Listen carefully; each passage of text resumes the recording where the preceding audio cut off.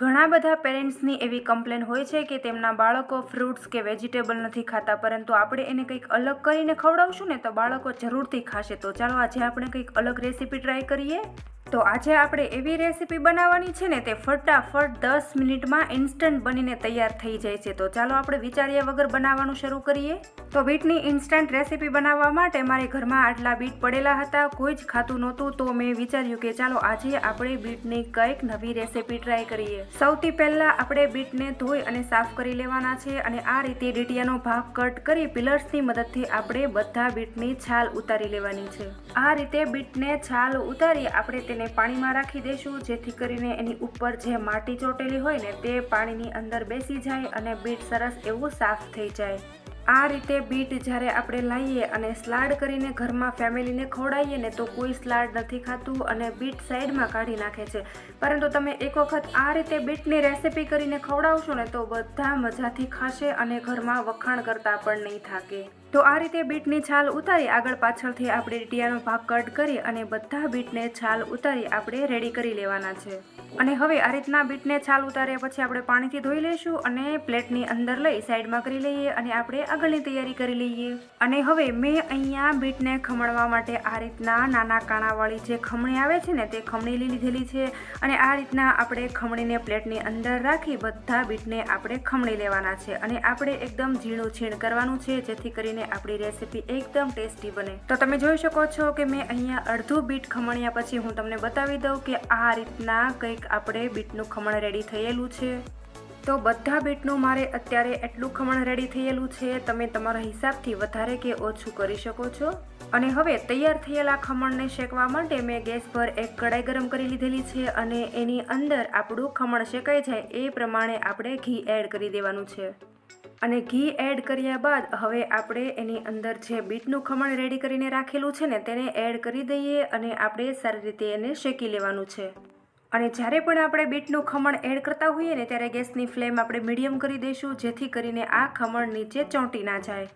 અને હવે હલાવતી વખતે આપણે ગેસની ફ્લેમ હાઈ કરી દઈશું અને સતત તેને તવીથાની મદદથી ચારે બાજુથી આપણે હલાવી લેવાનું છે.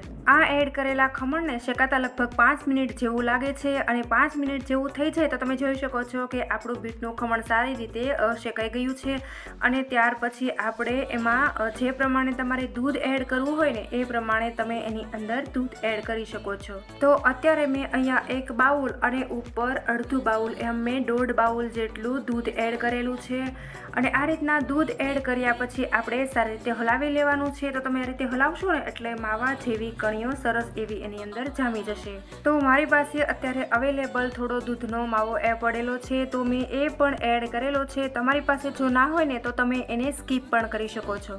અને જ્યારે આપણું ખમણ સારી રીતે શેકાઈ જાય અને દૂધ એડ કરેલું છે તે સરસ એવું બળી જાય ત્યાર પછી આપણે જે માવો એડ કરવાનો છે ને તે પણ કરી દઈશું. અને ત્યાર પછી મેં અહીંયા ખાંડની જગ્યાએ સાકરનો ઉપયોગ કરેલો છે. અને જો તમારે ઘરમાં સાકર ના હોય ને તો તમે ખાંડનો પણ ઉપયોગ કરી શકો છો. હવે આપણે આ રીતે હલાવશું ને તો જે સાકરના ટુકડા એડ કરેલા છે ને તે ઓગળી જશે અને ત્યાર પછી આપણે તેની અંદર ટોપરાનું છીણ એડ કરી દેવાનું છે. આ રીતે તમે બનાવેલી બીટની મીઠાઈની અંદર જો ટોપરું એડ કરશો ને તો તમારી મીઠાઈનો ટેસ્ટ એકદમ સરસ આવશે અને બાળકોને ખૂબ જ ભાવશે અને તમે જેવું ટોપરા પાક ખાતા હોય ને બિલકુલ એવો જ ટેસ્ટ આવશે. અને હવે આ બીટના હલવાને આપણે એક પ્લેટની અંદર સર્વ કરી લઈશું. તો સર્વ કરવા માટે મેં થાળીને પહેલેથી ઘીથી ગ્રીસ કરી લીધેલી છે અને ત્યાર પછી આ રીતના મેં આજે આપણે બીટનો હલવો બનાવેલો છે ને એને થાળીની અંદર પાથરી લીધેલો છે અને આ રીતના વાટકા ઉપર થોડું ઘી લગાવી સરસ એવું આપણે સ્પ્રેડ કરી દઈશું. અને ત્યાર પછી આપણો બીટનો હલવો થોડો ઠંડો થઈ જાય ને ત્યાર પછી આ રીતના ચાકુની મદદથી આપણે સરસ એવા પીસીસ કરી લઈશું. અને જો તમારે પીસીસ ન કરવા હોય ને તો તમે તેના લાડુ પણ બનાવી શકો છો અથવા તો તમે એમનામ પણ ખાઈ શકો છો. અને મેં ગાર્નિશિંગ માટે થોડું ઉપરથી ટોપરાનું છીણ પણ એડ કરેલું છે.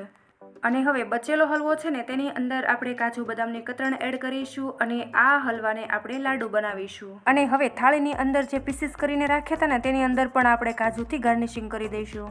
તો તૈયાર છે ગરમા ગરમ બીટનો હલવો. તો હું તમને એક પીસીસ કાઢીને બતાવી દઉં તો એકદમ આપણે જેવું ટોપરા પાક બને ને એવું બનીને રેડી થયું છે. તો તમને અમારી નવી રીતે બીટના હલવાની રેસીપી કેવી લાગી ને એ મને કમેન્ટ કરીને જરૂરથી જણાવજો. અને જો હજુ સુધી તમે મારી ચેનલ ઉપર નવા હોય ને તો ચેનલને સબસ્ક્રાઈબ કરી લેજો. ફરી મળીશું નવા વિડીયો સાથે. Thank you.